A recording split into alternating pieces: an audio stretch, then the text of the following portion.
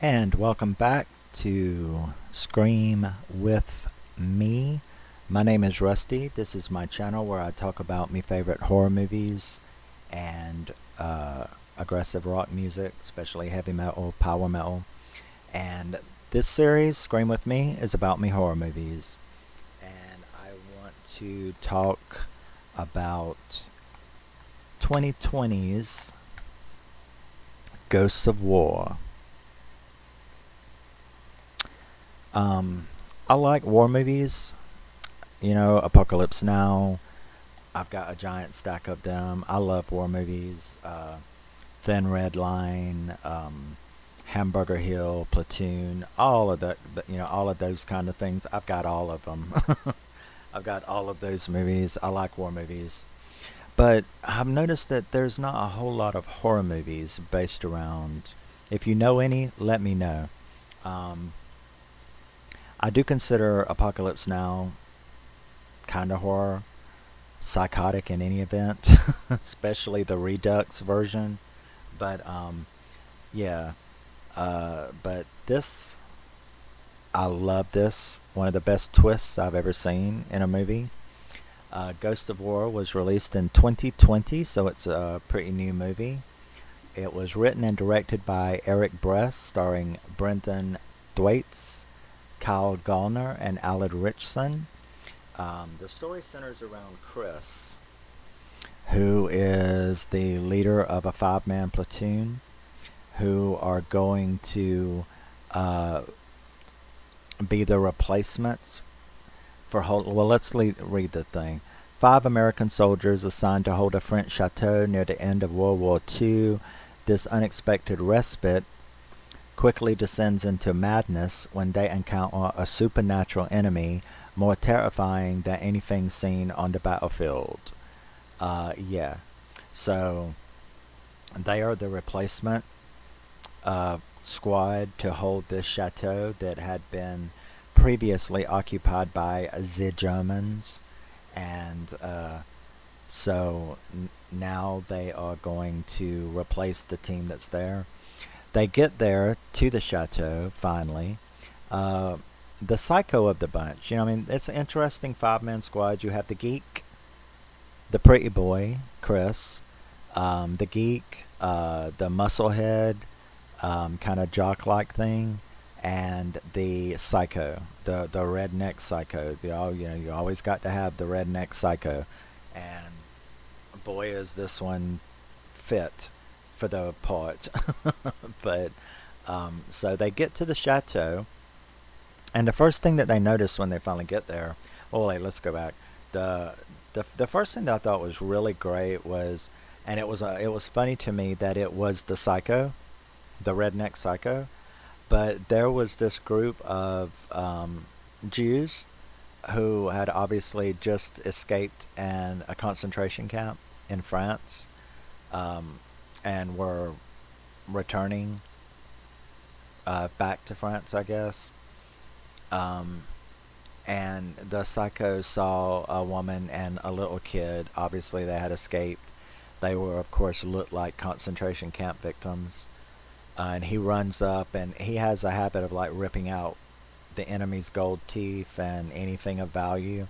So he went up to them and he gave her the bundle of gold teeth and an emblem from one of the German soldiers. It's a pretty sweet, moving little scene.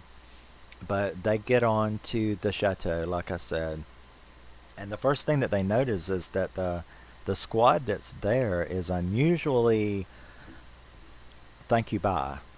Glad to see you, thank you bye. They really want to get out. And they do kind of question them, like, what's the deal? What are y'all in such a hurry for? And it's like, hey man, we just want to go. We want to get away from here.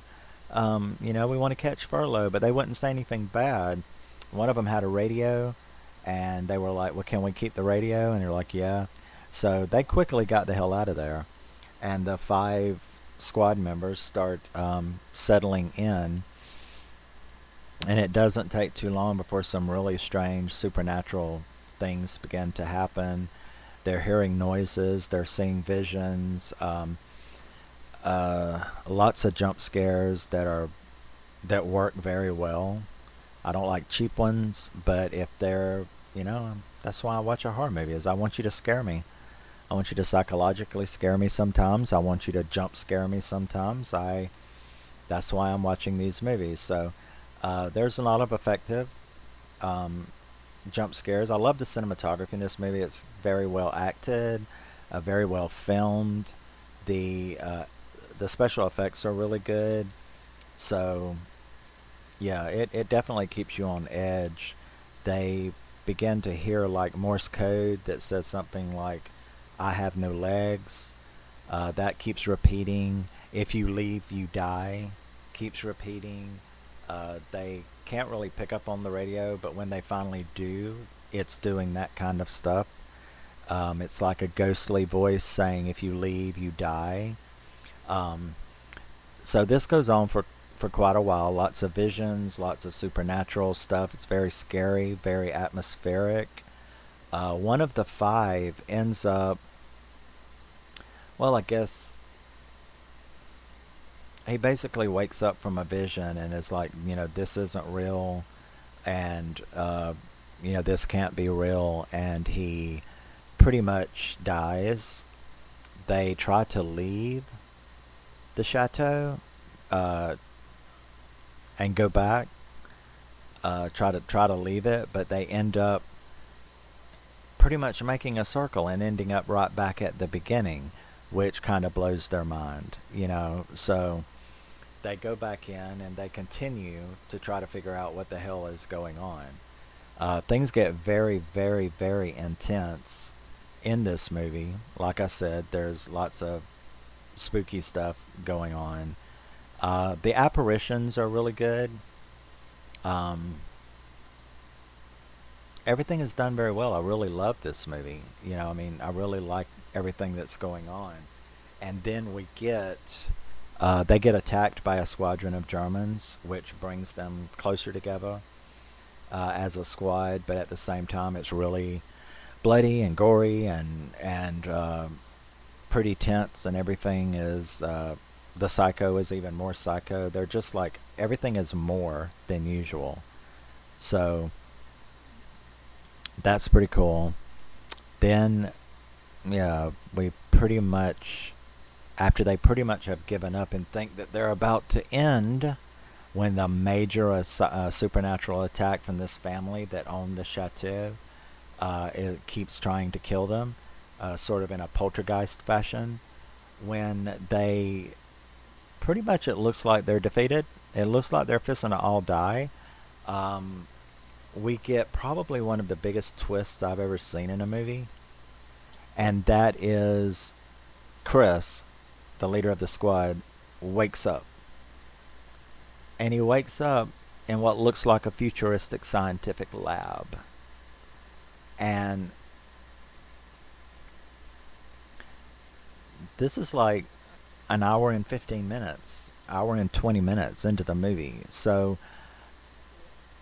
it's very jarring to the viewer, because this has been a 1944 screamy horror movie, and now all of a sudden he wakes up in a futuristic room, medical facility room, and it turns out he has no legs. He looks around him. He sees the other members of the squad in various forms of destruction. Like one's missing his jaw, the other's like missing body parts, and they're all hooked up to some machine. So of course he freaks out while you're freaking out, wondering what the hell's going on. When they do finally get him calmed down, they basically explain to him that this is a treatment for people with extreme trauma. They put them in a simulation. And he's like, what in the hell would you think that putting us in a fucking horror movie, what exactly is supposed to help with the trauma?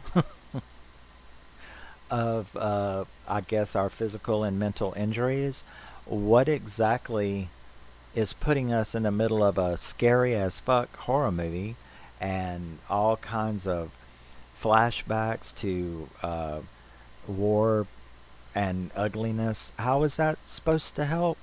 And that's when the doctor informs him that he doesn't know what he's talking about, that the simulation is supposed to be very benign. And did he remember the truth? Does he remember who he is? Does he remember Afghanistan? Turns out that these 5 squad members, they are a squad, just not in 1944. They're a squad in Afghanistan. And they were involved in going to a place that they thought was a safe house, but I guess were attacked by the Taliban or something. And a lot of really ugly stuff happened, including them all being blown to hell. And the family that was at that safe house blamed them, and that's how they ended up with the injuries that they did, not from 1944, but from from Afghan is where the real injuries came from.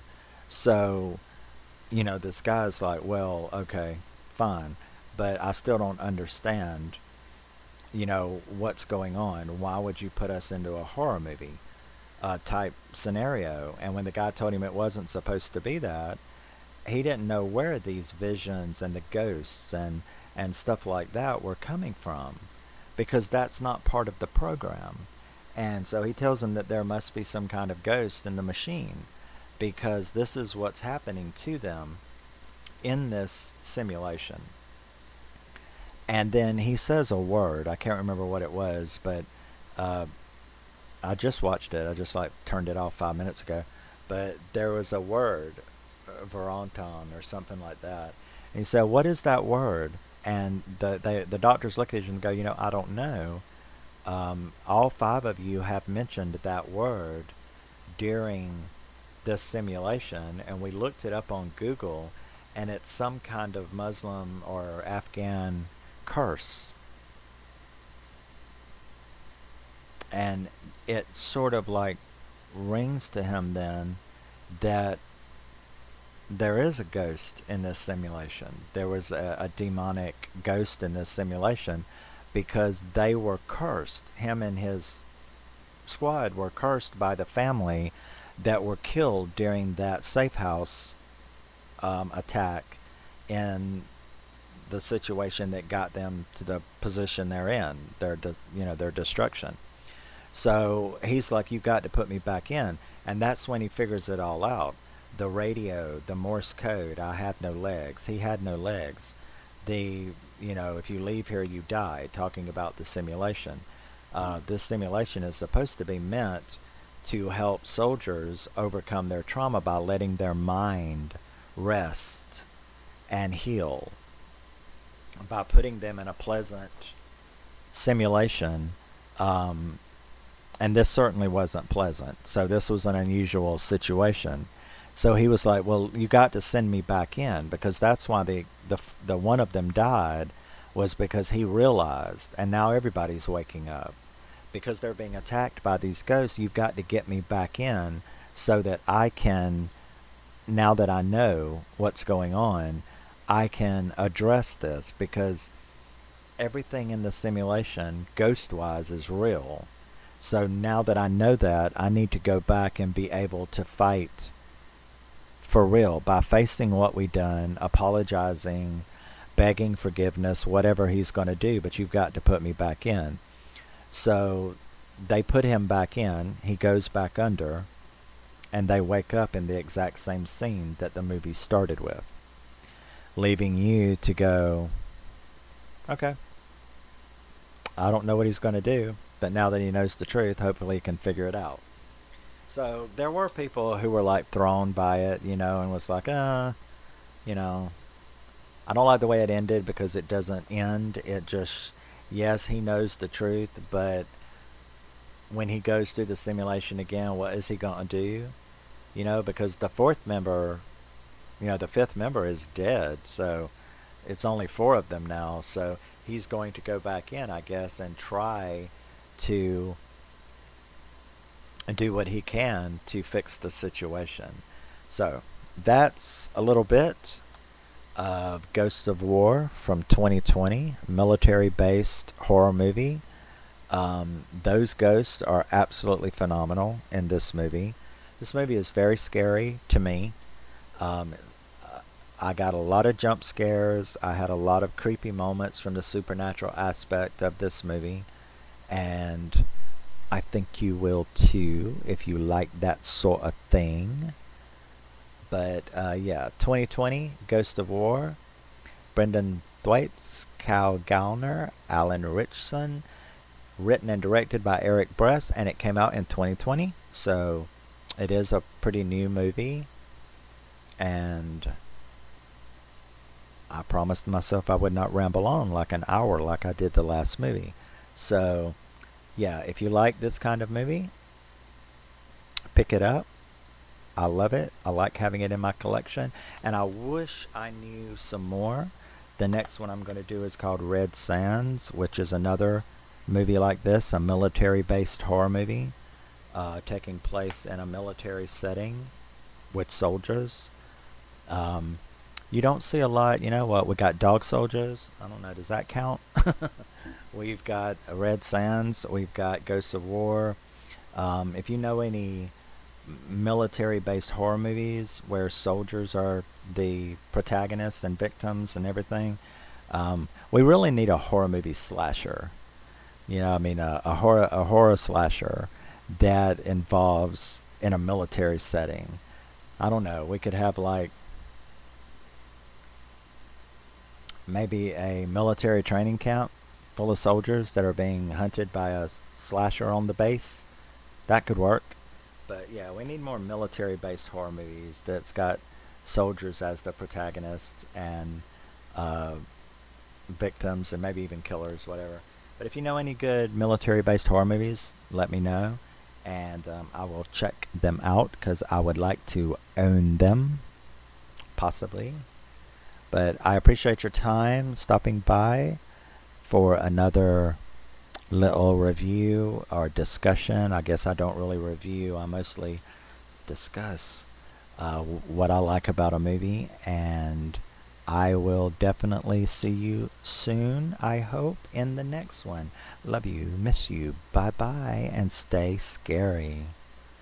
It's not my Guns N' Roses t-shirt. Guns N' Roses, 85.